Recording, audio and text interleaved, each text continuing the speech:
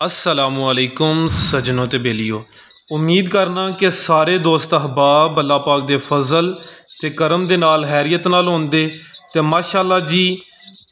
फालिया दे सस्ते व्यापारी आदल गोंदल साहब एक दफ़ा फिर दोस्तों वास्ते खूबसूरत ते मुनासब रेट वाले जानवर लैके आए ने। इंशाअल्लाह सारे जानवरों का रेट जायज़ ते मुनासब होए दा। नंबर एक तो आ गई माशाअल्लाह जी पहलन वैड़ पहला सूआ सूई है। दिन नूं तकरीबन हो गए ने 4 तो माशाअल्लाह जी शराफत दोस्तों वेख लैनी है भी सील शरीफ है। फिलहाल अदे कोल जिहड़ा बोला वे तकरीबन 14 किलो टोटल है। लिबास दोस्तों के सामने में सेहत चंगी प्रिंट चंगा है भी सील शरीफ है। पिछे दे बच्चा है वह भी प्रिंट चंगा दोस्तों वह भी वेख लेना माशाअल्लाह जी।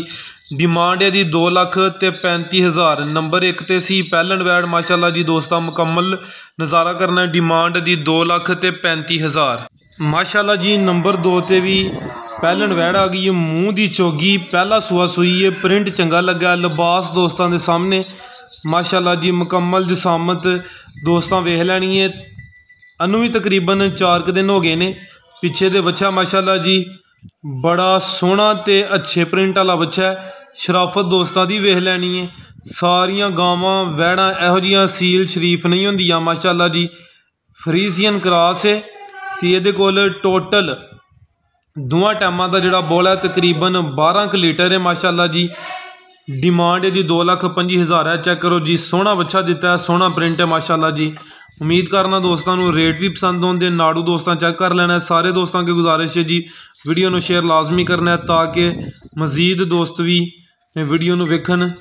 नंबर 2 ते सी जी पहलन वैड़ मूँह की चोगी डिमांड की 2,25,000 माशाअल्लाह जी। अगे नंबर 3 ते भी पहलन वैड़ आ गई है पहला सूआ सूई है। दोस्तों को मुकम्मल तसली करा देने। 1.5 महीना हो गया माशाअल्लाह जी पहला सूआ सूई है। पिछे दे बच्ची है दोस्तों को वह भी चेक कराने तो अदे कोल दोवां टाइमां का टोटल 11 किलो दुध है। काले थन लगे ने माशाअल्लाह नस्लज़ात दोस्तों के सामने में है। चेक कर लो जी थन दोस्तों को चेक करा देने। काले थन लगे ने माशाअल्लाह पहला सूआ सूई है। पिछे दे बच्ची है दोस्तों को भी चेक कराने। तकरीबन 1.5 महीना हो गया। डिमांड है जी 2,15,000 मुकम्मल जिसामत हाइट दोस्तों वेख लेनी है। नंबर 3 ते भी जी पहलन वैड़ जिहड़ा पिछे जावे दोस्तों को वह भी चेक कराने। डिमांड दी 2,15,000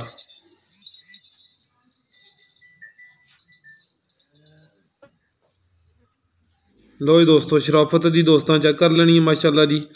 अभी सील शरीफ है तो पिछे दे बच्ची है सामने नज़र होंदी है भाई माशाअल्लाह जी। अगे आ गई है गां नंबर 4 मुकम्मल तसली दोस्तों को करा देने। 15 तो 20 दिन हो गए ने माशाअल्लाह जी। यदि डिलीवरी होया ज़्यादा मर गया। फिलहाल जिहड़ा मौजूदा अदे कोल दुध है तकरीबन 11 किलो वे तो माशाअल्लाह जी पूरी सील शरीफ है। हाइट दोस्तों वेख लैनी है मुकम्मल जिसामत दोस्तों के सामने। नंबर 4 ते आ गई माशाअल्लाह जी 11 किलो दुध। गुल दोस्तों चेक कर लैने ने तो शराफत दी वेखनी है माशाअल्लाह जी। चौथी गां में सारे जानवरों की भाई यार मुकम्मल तसली कराई है। शराफत भी दोस्तों को चेक करा दी है। 11 किलो दुध है जी ज़्यादा नहीं जा मर गया 20 दिन हो गए ने।